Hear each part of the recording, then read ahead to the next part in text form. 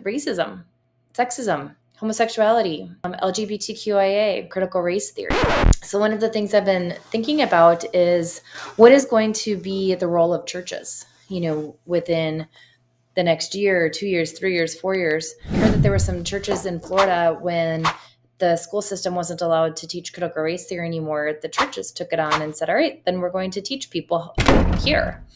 And that's, I think, one of the roles of churches is we find the need in the community and find the need for what needs to be taught and learned and what's being left out and step into that. As Karl Barth said, we preach with the gospel in one hand and the newspaper in the other, and they intertwine.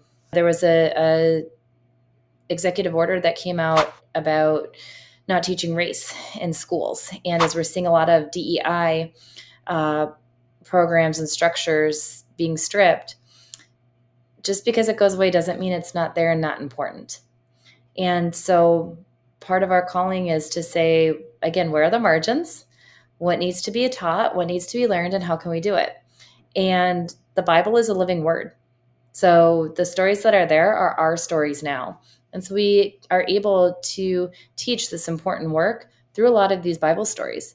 And it may not be in the same way that Sunday school used to be, but it's how Sunday school or education or faith formation can and should be now. Because as Karl Barth said, we preach with the gospel in one hand and the newspaper in the other, and they intertwine.